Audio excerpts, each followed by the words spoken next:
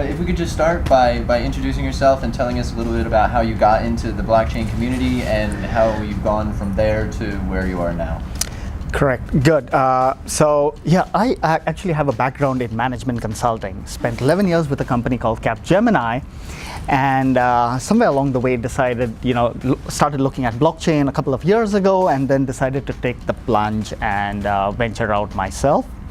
And that's when I started my venture, one of them called BlockArmour, where we're doing cybersecurity using blockchain technology with one of my co-founders, who's the former Chief Information Security Officer of India's National Stock Exchange. And then here in Singapore, I have a blockchain design studio where we help enterprises basically design and develop next generation networks using blockchain technology. Last but not the least, I advise the Gibraltar Stock Exchange, and am their Chief Blockchain Officer. It's interesting, right? When was the last time you heard a stock exchange do something exciting? An official stock exchange, right? Yeah. So you've mentioned cybersecurity. So blockchain technology looks like the best idea for cybersecurity, but how does that work? How do you implement one into another?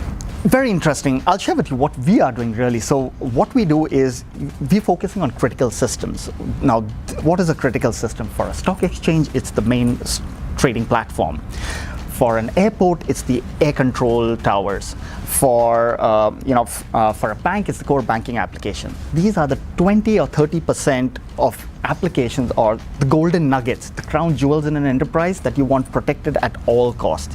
So that's what we focused on. And then we use a technology which has been originally developed by and used by the US military, and we render those servers invisible. So how does someone attack a system that they can't even see? How do you DDoS a server that you don't even know exists? And then we use blockchain technology to do identity and access management, because you need to have genuine users access those servers. So yeah, we use digital identity on the blockchain, and for both humans and devices, and basically provide secure access to that critical infrastructure. Wow. So it seems like you're systematically building almost like the economy of the future. Because you have the stock exchange, and so what does, because I know you spoke today about the token economy, and I want to know what does the future token economy look like to you?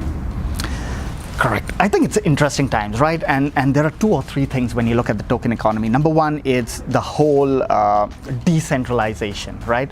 Today you have a lot of centers at power, and if you see blockchain or Bitcoin, the original thing was, how do you disintermediate all these gatekeepers, right? And so that's exciting. And today, you don't have to go to a stock exchange to kind of do a token sale. You just say, I want to do a token sale. You don't need someone's permission. Of course, hopefully that gets regulated to some level, because, and that's where we step in, right? What we're saying is we're not regulating it, but hey, we play that one step in front, right? So let's say today, you're on one side, you've got the guys doing ICOs. So how do they know, and let me take a step back. One thing I mentioned today is, if you look at the ICO space or the tokenization, it's just the blockchain companies that are core blockchain. But going ahead, tomorrow you'll see e-commerce companies that will start to doing token sales. Going ahead, you'll see simple cafes and all sorts of brick and mortar companies that will also start to tokenize, right? So we're right at the start. Now, the blockchain companies, well, they know it, but a cafe, online commerce stuff, they have questions. How do we tokenize? How do we know whether a token is a utility or is it a security?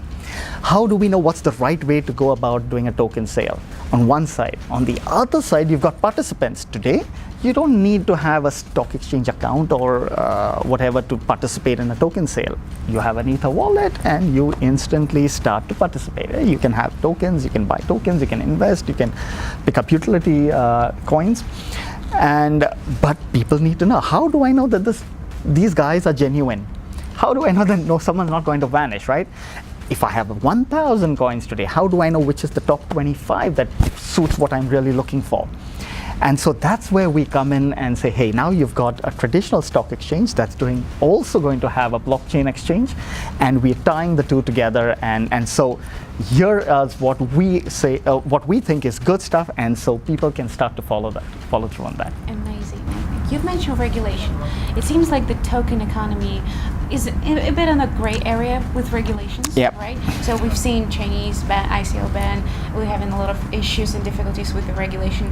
How do you think the regulation will look like for the token economy in the future? So here's the thing. Yes, you've got countries and you've got nation states that says, hey, no, absolutely zero, right? But I believe that's temporary. Tomorrow, again, it's today because what they can see. And there are a lot of reasons there. There are things like KYC, anti-money laundering, CFT that they also need to protect against. And that's why you're seeing that stop, because otherwise it's this crazy rush and the herd mentality, and then everyone, and then you've got scammers, you've got people doing Ponzi scheme. And so tomorrow, if somebody gets scammed, he's going to say, hey, regulator, what were you doing? And so till we figure out this and how we can protect the small investors, let's just put a stop to that. We'll come back to it. On the other side, you've got places like Gibraltar. I think Switzerland's put out something recently, and places where the regulator is saying, great guys, you want to do tokens, that's great, and here is some framework, here is some guidelines to make sure that you adhere to A, B, C, and D, and then we are okay with it.